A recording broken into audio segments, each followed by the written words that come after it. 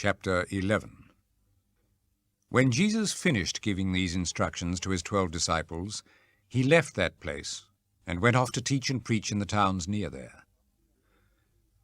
When John the Baptist heard in prison about the things that Christ was doing, he sent some of his disciples to him. "Tell us," they asked Jesus, "are you the one John said was going to come, or should we expect someone else?" Jesus answered, "Go back and tell John what you are hearing and seeing. The blind can see, the lame can walk, those who suffer from dreaded skin diseases are made clean, the deaf hear, the dead are brought back to life, and the good news is preached to the poor. How happy are those who have no doubts about me."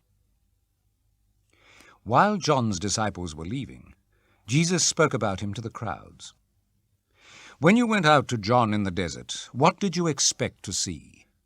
A blade of grass bending in the wind? What did you go out to see? A man dressed up in fancy clothes? People who dress like that live in palaces. Tell me, what did you go out to see? A prophet? Yes, indeed.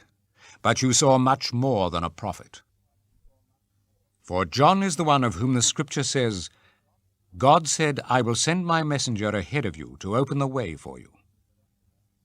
I assure you that John the Baptist is greater than any man who has ever lived.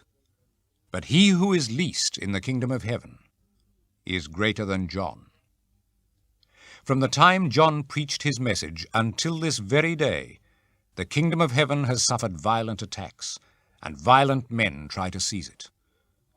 Until the time of John, all the prophets and the law of Moses spoke about the kingdom.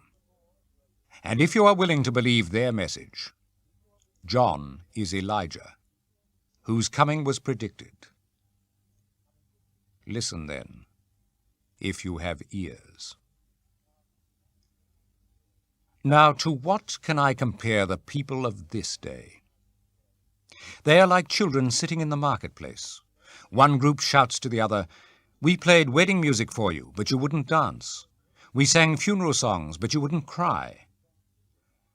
When John came, he fasted and drank no wine, and everyone said, 'He has a demon in him.'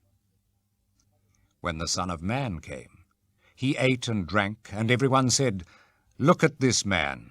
He is a glutton and a drinker, a friend of tax collectors and other outcasts.' God's wisdom, however, is shown to be true by its results.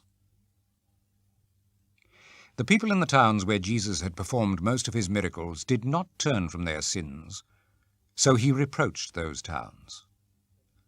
'How terrible it will be for you, Chorazin! How terrible for you too, Bethsaida! If the miracles which were performed in you had been performed in Tyre and Sidon, the people there would long ago have put on sackcloth and sprinkled ashes on themselves to show that they had turned from their sins. I assure you that on the judgment day God will show more mercy to the people of Tyre and Sidon than to you. And as for you, Capernaum, did you want to lift yourself up to heaven? You will be thrown down to hell. If the miracles which were performed in you had been performed in Sodom, it would still be in existence today. You can be sure that on the judgment day, God will show more mercy to Sodom than to you." At that time Jesus said, "Father, Lord of heaven and earth, I thank you because you have shown to the unlearned what you have hidden from the wise and learned. Yes, Father, this was how you wanted it to happen. My Father has given me all things. No one knows the Son except the Father, and no one knows the Father except the Son, and those to whom the Son chooses to reveal him. Come to me, all of you who are tired from carrying heavy loads, and I will give you rest. Take my yoke and put it on you, and learn from me, because I am gentle and humble in spirit, and you will find rest For the yoke I will give you is easy, and the load I will put on you is light.